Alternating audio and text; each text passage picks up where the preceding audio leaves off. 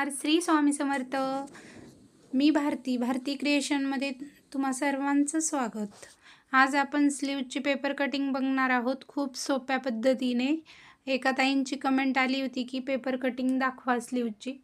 आपण काय करायचं आहे, मागचा भाग घ्यायचा आहे जो पेपर कटिंग केलेला आहे तो, आणि जेवढं आपण शोल्डर जोडतो ब्लाऊजचं तेवढी खूण करून घ्यायची आहे. आणि फिटिंगच्या बाजूनी अर्धा इंचावरती एक खूण करून घ्यायची आहे. आणि जो शिल्लक राहिलेला भाग आहे मुंड्याचा तो टेपच्या साहाय्याने मोजून घ्यायचा आहे. अगदी खूप छान बसते ही स्लीव्ज, कमी जास्त अजिबात होत नाही.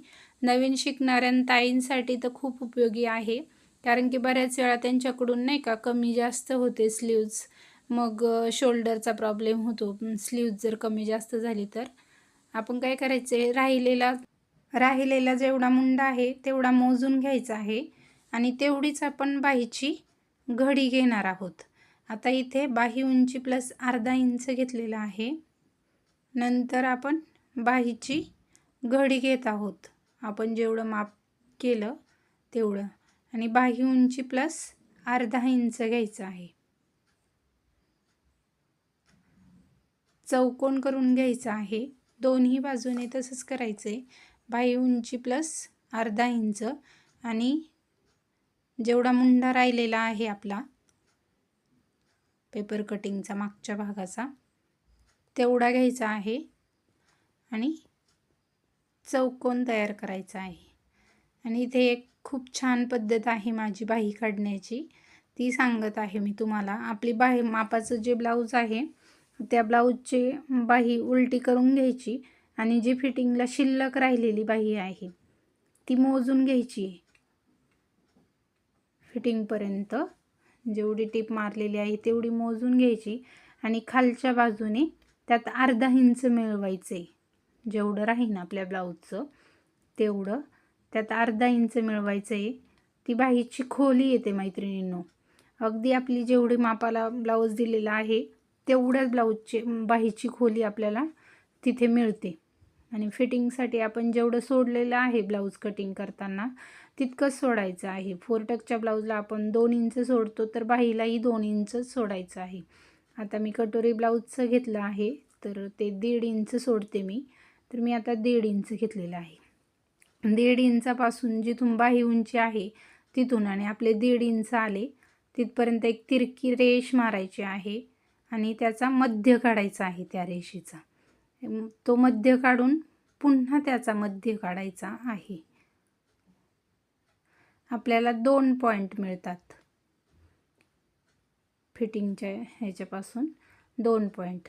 आणि पहिला जो अर्धा काढलेला आहे आपण मध्य, तिथून वरती अर्धा इंच घ्यायचा आहे आणि दुसरा मध्य काढलेला आहे त्या अर्ध्याच्या परत अर्धा, तिथून खालच्या बाजूने अर्धा इंच असा पॉईंट करून घ्यायची आहे रेष. आणि वरच्या बाजूने जो अर्धा इंच वरती घेतला आहे आपण रेषेच्या, तिथून मागच्या मुंड्याचा आकार द्यायचा आहे. आणि खालच्या बाजूने जो अर्धा इंच घेतलेला आहे आपण तिथून आतील मुंड्याचा आकार द्यायचा आहे. अगदी खूप पटकन ही बाही काढून होते मैत्रिणींनो. आणि बाहीचा शेपही अगदी आपण तसं मोजल्यामुळे व्यवस्थित येतो आहे. या पद्धतीने बाही काढून बघा आणि मला कमेंट करून नक्की सांगा की तुमची बाही कशी आली ते. खूप छान बाही येते, अगदी कमी जास्त काहीही होत नाही, ॲक्युरेट बसते ब्लाऊजला. आता आपण ती कट करून घेत आहोत.